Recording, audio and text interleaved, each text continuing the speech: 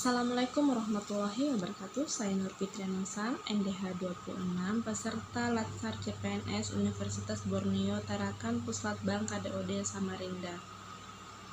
Pada video ini, saya akan memaparkan sedikit materi yang sudah kami dapatkan hari ini. Jadi, materi hari ini adalah korupsi dan nilai-nilai dasar anti korupsi. Materi ini disampaikan oleh Pak Muhammad Hari Rahmadi yang dilaksanakan secara daring.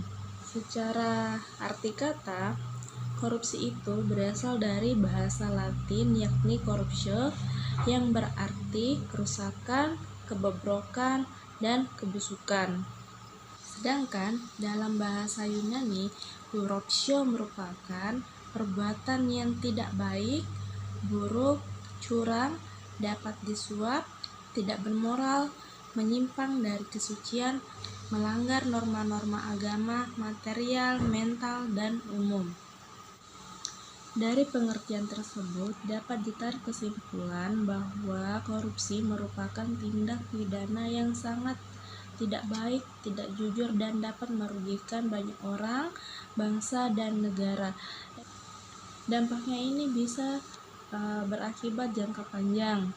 Misalnya, tingkat korupsi yang sangat tinggi ini dapat meningkatkan ketimpangan antara pendapatan orang kaya dan orang miskin. Jadi ada perbedaan, yang kaya semakin kaya, yang miskin semakin miskin.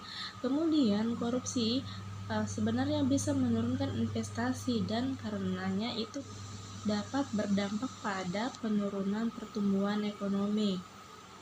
Jadi bayangkan saja, uang negara yang dikorup itu dapat digunakan untuk berbagai kepentingan halayak masyarakat, misalnya pembangunan infrastruktur, pembangunan sekolah, pembangunan fasilitas kesehatan. Tetapi pembangunan tersebut akhirnya mandek karena dana yang digunakan itu dikorupsi. Oleh karena itu, kita harus memerangi korupsi.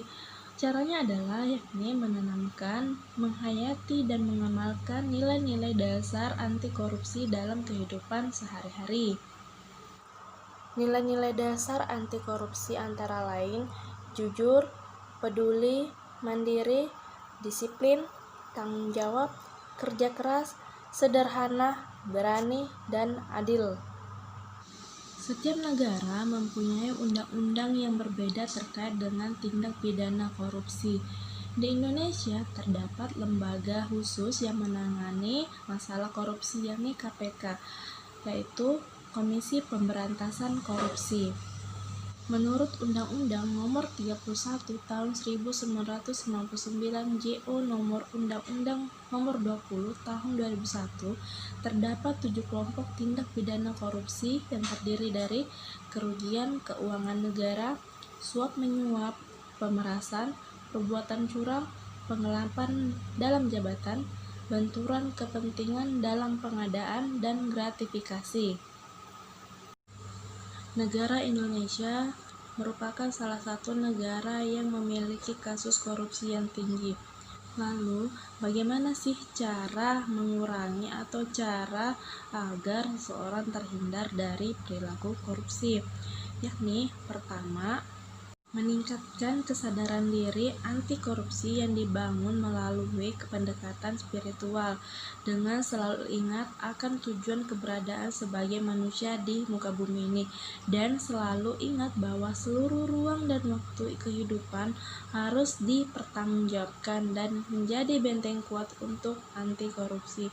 Langkah selanjutnya yang dapat dilakukan yakni sedari dini dilakukan atau ditanamkan perilaku jujur di dalam lingkungan keluarga, atau melakukan pendidikan anti korupsi sejak dini, baik di sekolah, lembaga, ataupun di masyarakat. Demikianlah pemaparan materi singkat saya hari ini. Terima kasih sudah menonton. Assalamualaikum warahmatullahi wabarakatuh.